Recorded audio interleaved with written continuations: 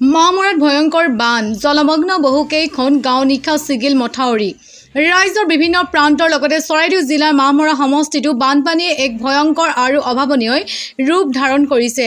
বাহনী পানী নিশা দিচাং নৈৰ মথাউৰি ছিগি নিয়ে। আটাইতকৈ ভয়ংকৰ কথাটো হ'ল যে কোনোদিনে বান নোহোৱা ঠাইৰ ঘৰৰ চোতালতো এতিয়া এবুকু পৰ্যন্ত পানী।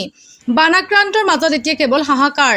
মামৰা বিধানসভা সমষ্টি অন্তৰ্গত প্ৰায় ৭০-৮০খন গাঁও বৰ্তমান বানৰ কবলত।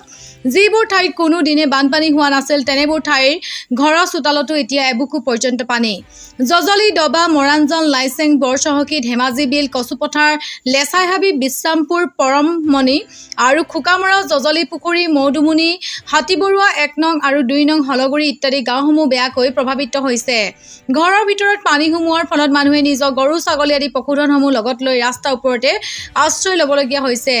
জিলা প্ৰশাসনৰ ফালৰ পৰা অস্থায়ী শিবিৰ স্থাপন কৰা হৈছে, চিকিৎসা সেৱাও আগবঢ়োৱাও হৈছে, কিন্তু বৰ্তমানলৈকে অপৰিৱৰ্তিত হৈ আছে বান পৰিস্থিতি। বৰ্তমান আপোনাৰ দেখিছে যোৱাকালিৰ পৰা আপোনাৰ দিচাং নৈৰ পানী যিটো আপোনাৰ দিচাং ব্লকৰ ওচৰৰ মথাউৰি আছিলে, সেই মথাউৰিটো আপোনাৰ ছিগি যোৱাৰ ফলতহে আপোনাৰ পানী ইয়াত বাঢ়ি গৈছে। ফলত আপোনাৰ ওচৰতে দিৰৈ নৈখন যিখন আছে সেইফালেও পানীটো আমাৰ বেগ হৈ আহিছে। যথেষ্ট পানী আপোনাৰ অলপ আগৰ গাঁৱত যিখিনি আছে সেইখিনি আপোনাৰ গাঁৱৰ ভিতৰলৈকে ঘৰৰ ভিতৰলৈকে সোমাই গৈছে। আপোনাৰ ইয়াত আপোনাৰ বৰ্তমান এইডোখৰ জজলি পুখুৰী পৰে। জজলি পুখুৰীৰ পৰা আদি কৰি আপোনাৰ মৌদুমনি, হাতীবৰুৱা, ১ নং হলগুৰি, ২ নং হলগুৰি এইখিনি গাঁও আপোনাৰ ডুব গৈ আছে। মানুহখিনি আপোনাৰ বৰ্তমান যিখিনি বিশেষকৈ আপোনাৰ যিকেইটা পানী ঘৰত সোমাইছে সেই ঘৰৰ মানুহখিনি আপোনাৰ ৰাস্তাত আছে। ৰাস্তা আপোনাৰ আহি পিনি এতিয়া সাহায্য দেখিছোঁ আমি বাটতে যেতিয়া দেখিছোঁ আপোনাৰ ওচৰত থকা পাঠ আকৌ আপোনাৰ স্বাস্থ্যকেন্দ্ৰত তেওঁলোকৰ ডাক্তৰবিলাকো আহিছে, আহি পিনি স্বাস্থ্য সেৱা খবৰ লৈছে গোটেইখিনি। মানুহবিলাক আপোনাৰ গৰু, ছাগলী এইবিলাক গোটেইখিনি ৰাস্তাতে আছে।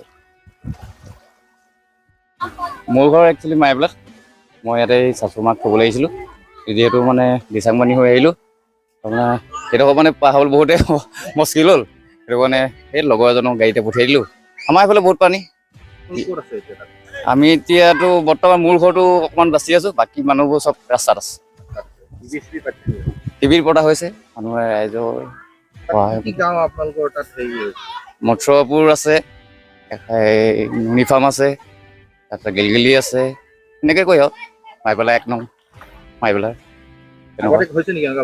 নাই জীৱনে ফাৰ্ষ্ট টাইম মানে দেখিছোঁ এবাৰ এনেকুৱা হৈছে।